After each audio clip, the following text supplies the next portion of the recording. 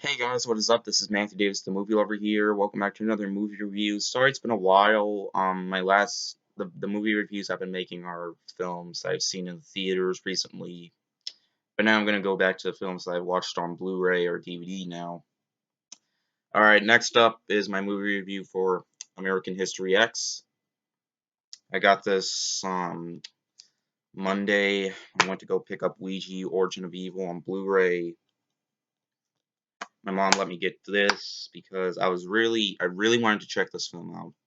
You know, it stars Edward Norton and Edward Furlong, and if you don't know who Edward Furlong is, he's the main kid from Terminator 2 Judgment Day. He was also in Pet Sematary 2, but nobody likes that movie. But I enjoyed Pet Sematary 2, but he was definitely a lot better in Terminator 2. Duh, that's one of the best movies ever made. Now, this film was directed by a guy named Tony Kaye, who made his first feature directorial debut with this dramatic exploration into the roots and races betrayed in America. In a shocking opening scene, teen Danny Vineyard, of course played by Edward Furlong, races to tell his older brother, neo-Nazi Derek, played, of course, by Edward Norton, which I thought that was his father for a second there. I thought that, but no, that's actually his brother. And it's about the young blacks breaking into his car in front of the home, whereupon Derek gets his gun and with no forethought shoots the Utes in their tracks.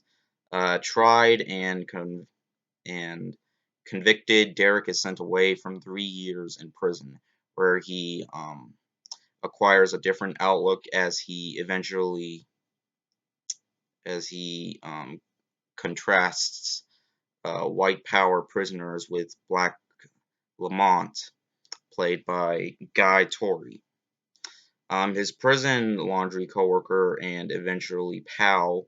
Meanwhile, Danny, with a shaved head and a rebellious attitude, seems destined to follow in his big brother's footsteps after Danny writes a favorable review of Hitler's uh, Mein Kampf. I think that's how you Pronounce it. Black high school principal Sweeney, played by Avery Brooks, puts Danny in his private American History X course and assigns him to do a paper about his older brother, who was formerly who was a former student of Sweeney's. This serves to introduce flashbacks with the film backtracking to illustrate Danny's account of Derek's life prior to the night of the footage of the shooting. Monochrome sequences of Derek leading a Venice, California gang are intercut with color footage of the mature Derek ending his past neo-Nazi associations and attempting to detour Danny away from the group. Led by white uh, supremacist Cameron, played by Stacy Keachell, who once influenced Derek. Director Tony with a background in TV commercials and music videos, filmed in LA beach community, and uh, yeah, that's mainly the main story. And without saying, it does sound like it's promoting terrorism, like a lot of people said V for Vendetta was, but it actually isn't. It's actually a very well done story. And if you actually watch the movie, you can understand why it was made. I like how the flashback scenes go from black and white and in color, and I can definitely say this is not a kid's film. If you're offended by this, you will not like this movie. But I, for one, loved this movie. I loved every single second of it.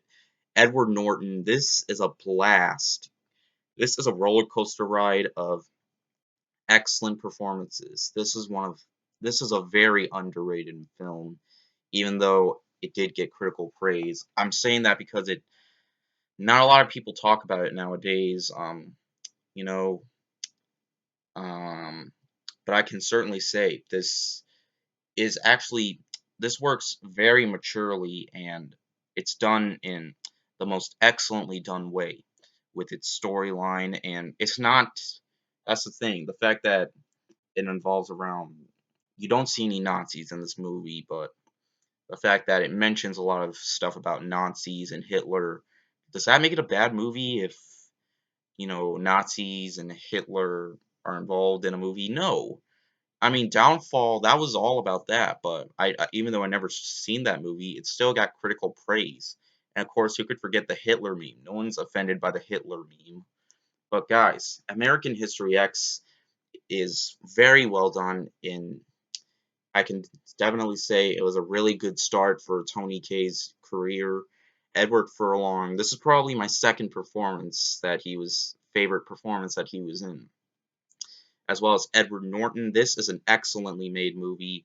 The ending too. The ending really, I do not want to I do not want to spoil it for you, but it was just so intense.